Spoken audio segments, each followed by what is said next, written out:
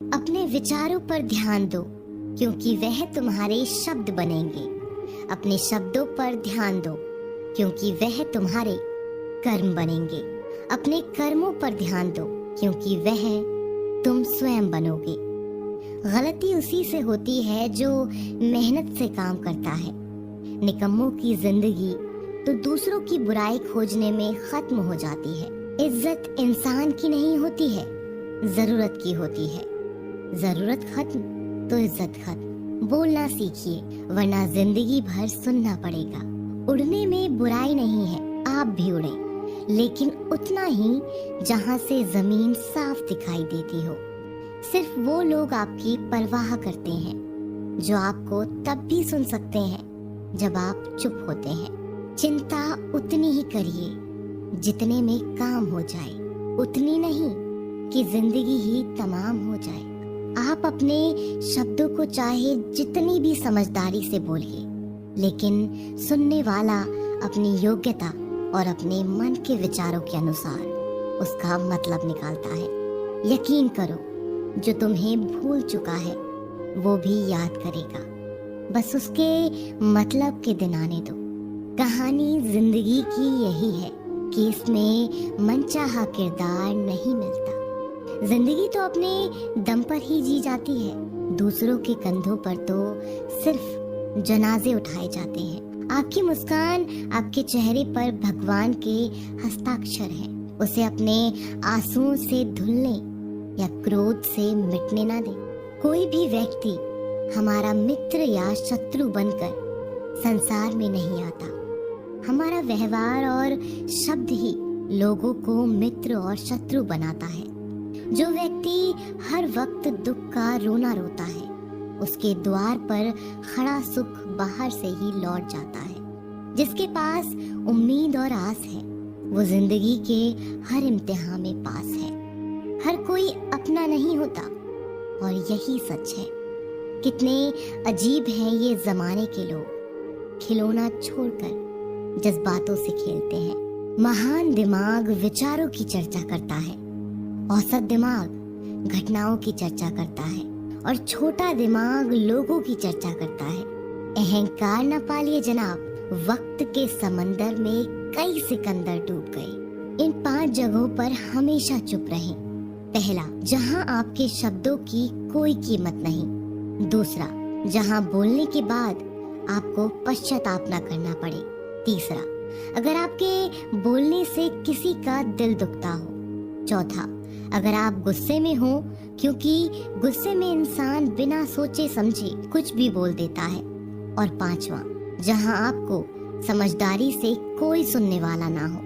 किसी का कष्ट देखकर अगर तुम्हें भी कष्ट होता है तो समझ लेना, तुम्हारी आत्मा में परमात्मा विराजमान है। सिर्फ सुकून ढूंढिए, जरूरतें कभी भी पूरी नहीं होती। जिंदगी में सारा झगड़ा ख्वाहिशों का है।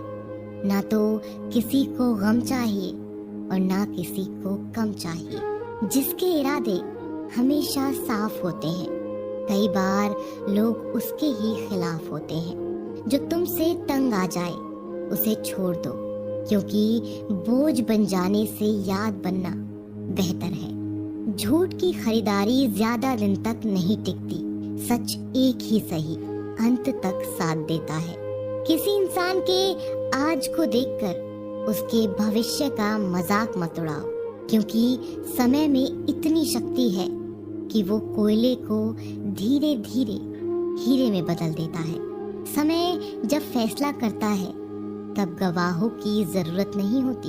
इंसान का काम तमाम करने वाला शब्द है कल करूंगा। ना तो अधिक बोलना अच्छा है और ना ही जरूरत से ज्यादा चुप रहना। जैसे बहुत अधिक वर्षा होना भी अच्छा नहीं है और बहुत अधिक धूप भी अच्छी नहीं होती।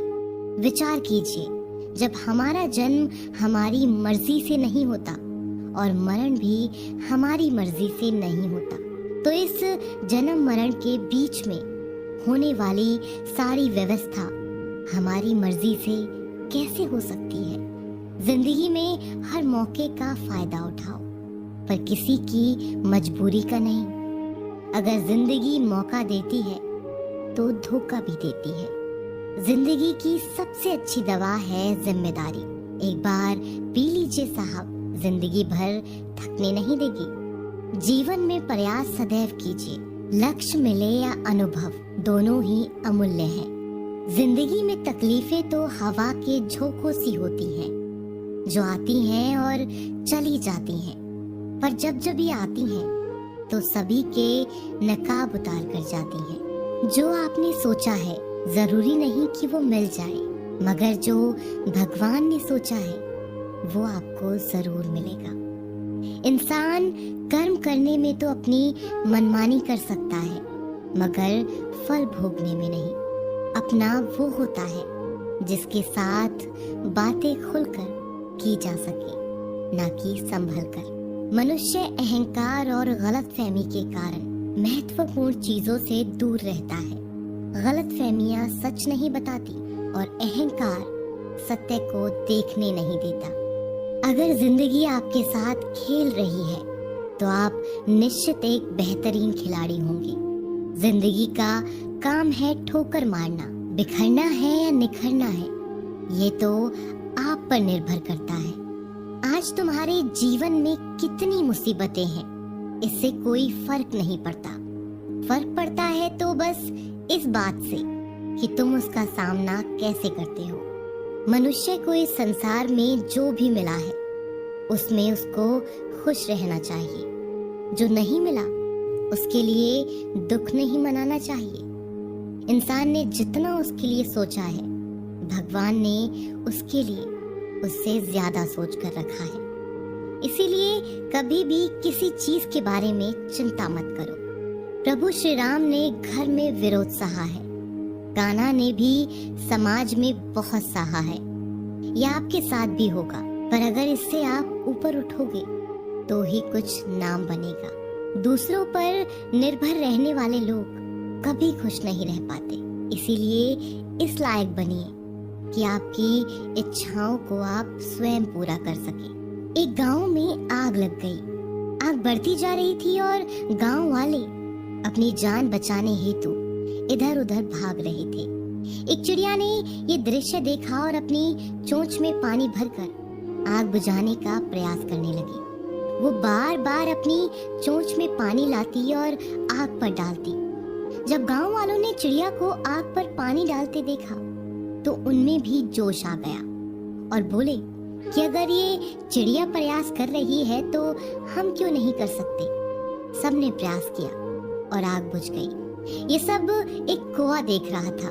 उसने चिड़िया से कहा कि तेरे पानी डालने से कुछ होना तो था नहीं, फिर ये तू क्यों कर रही थी। चिड़िया ने कहा कि मेरे पानी डालने से कुछ हुआ या नहीं हुआ, लेकिन मुझे गर्व है कि जब भी इस आग की बात होगी तो मेरी गिनती आग बुझाने वालों में होगी, तेरी तरह तमाशा देखने वालों में नहीं।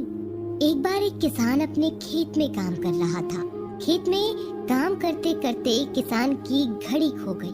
कुछ साल पहले ये घड़ी किसान को उसके पिताजी ने दी थी, इसीलिए वो घड़ी उस किसान के लिए बहुत ही कीमती थी।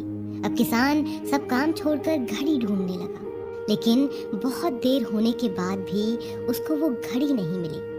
थके हुए किसान ने पास में खेल रहे बच्चों को बुलाया और उनसे कहा कि बच्चों, इस खेत में मेरी घड़ी घूम गई है। मैं बहुत देर से घड़ी ढूंढ रहा हूँ और तुम में से जो मेरी घड़ी ढूंढने में मदद करेगा, मैं उसे एक इनाम दूंगा।